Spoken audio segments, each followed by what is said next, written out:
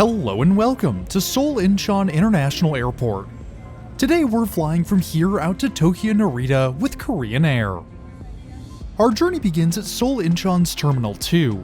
Opened in January of 2018, Terminal 2 is the newest of the 3 concourses operating at the South Korean International Hub. The terminal was constructed as a part of Incheon's Phase 3 expansion, a 4 trillion won or $2.8 billion investment into the airport by the South Korean government. Terminal 2 serves 37 gates across its 2 arms, with a maximum annual capacity of 23 million people.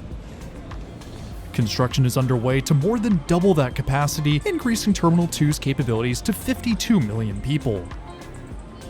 As a major international hub for flights in and out of Asia, Incheon is a great place to enjoy some spectacular aircraft movements. Meandering around the terminal, we find a queen of the skies, one of Korean Air's beautiful 747-8s.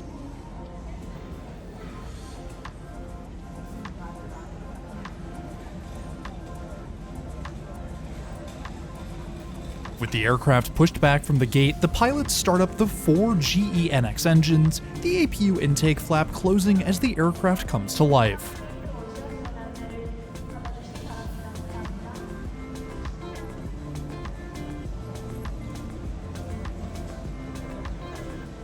With clearance given, the 747 begins its taxi out for departure, the ground crew waving her farewell.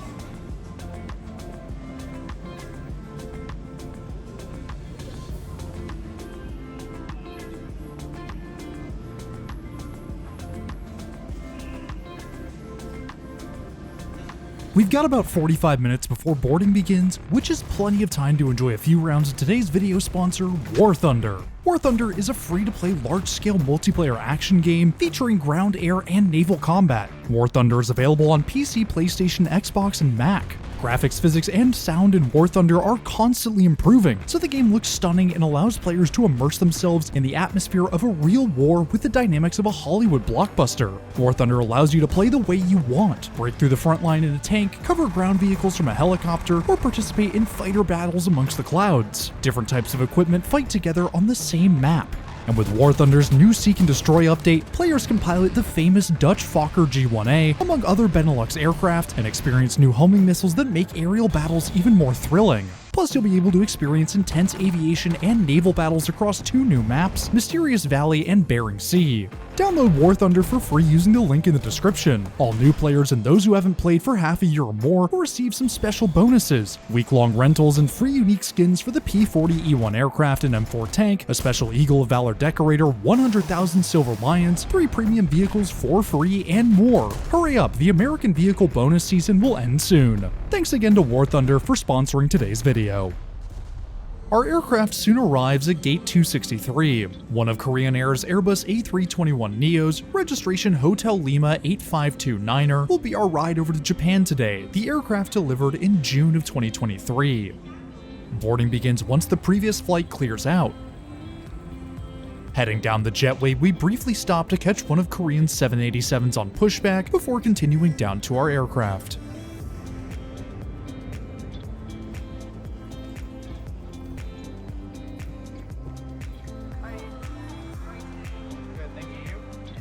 We're seated today in seat 37F, a window seat in the mid-aircraft exit row. The boarding process is incredibly efficient on today's flight, pushback beginning right on time.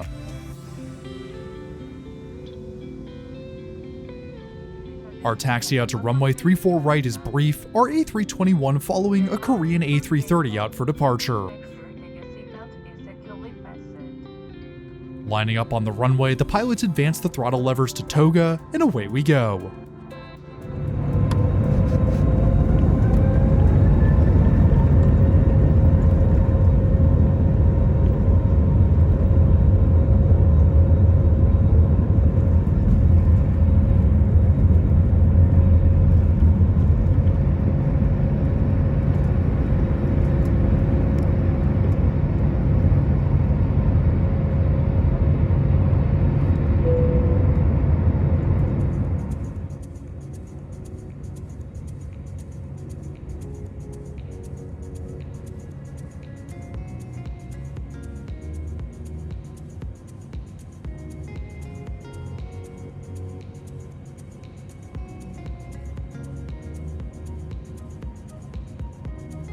we climb out over the Yellow Sea, the coastline of North Korea barely visible through the morning haze.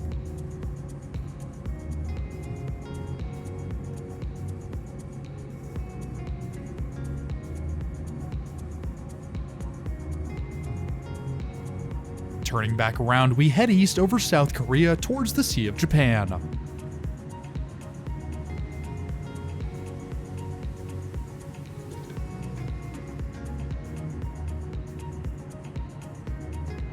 With our flight now well underway, let's take a look at the seating on board Korean Air's A321s.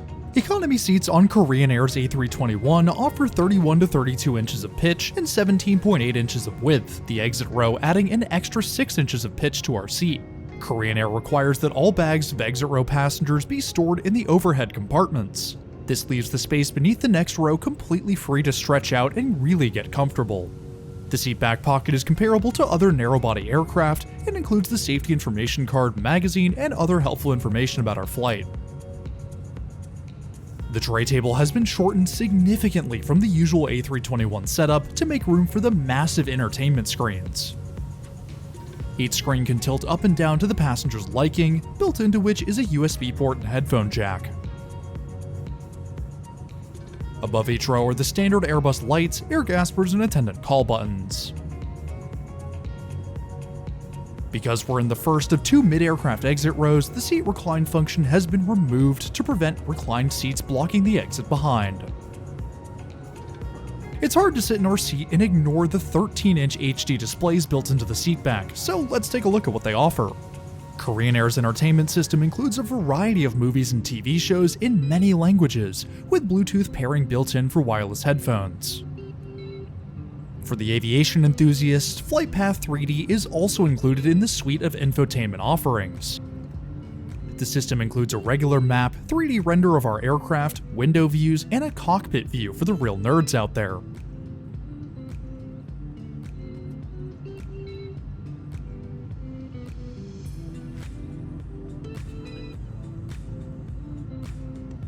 I appreciate that Korean Air has added the main controls to the top of the screen when scrolling around instead of having them hidden, which allows for easy access to the Bluetooth settings, phone pairing, light and attendant call buttons, among other convenient options.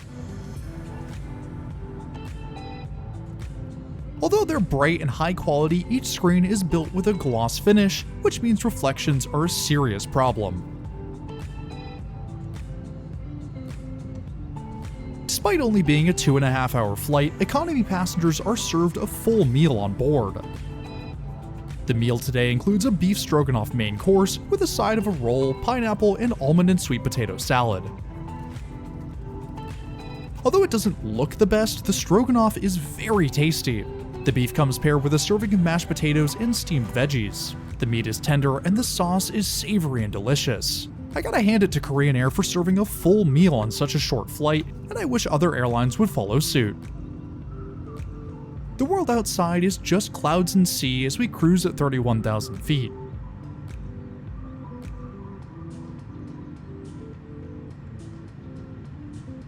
The cabin crew comes by to clear away our meal trays, which gives us the perfect opportunity to hop out of our seat to take a look at the bathrooms on board. As expected, the bathroom is small, but seeing as this is a newer aircraft, the facilities are clean and modern. The sink works well with plenty of soap, paper towels, and other paper products.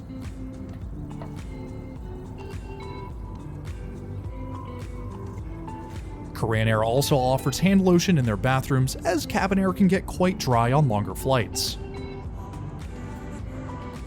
For a shorter flight, it's a perfectly functional and clean bathroom.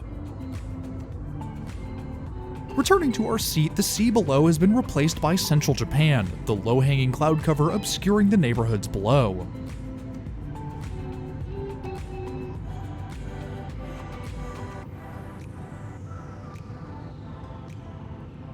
We begin our descent into Tokyo Narita, our pilots banking the aircraft around towards the airport.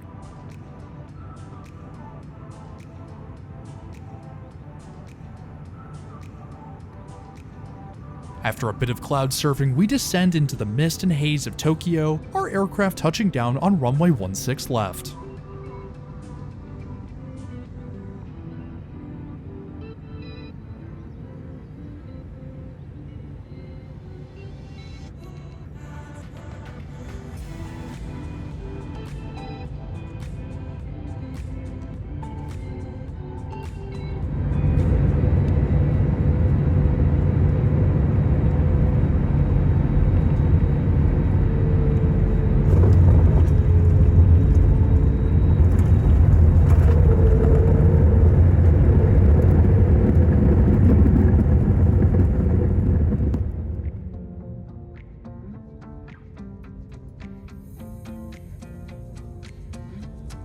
As we taxi around to Terminal 1, it's time to bring today's video to a close.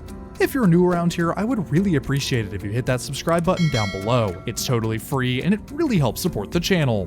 I want to give a huge shout out and thank you to my patrons and members. Y'all are amazing and your incredible generosity is greatly appreciated. If you too want your name in the video or just want to support the channel in more ways than one, then head on over to the links in the description below. But anyways, that's all I have for today. Thanks for riding with me, and I'll see you in the next one.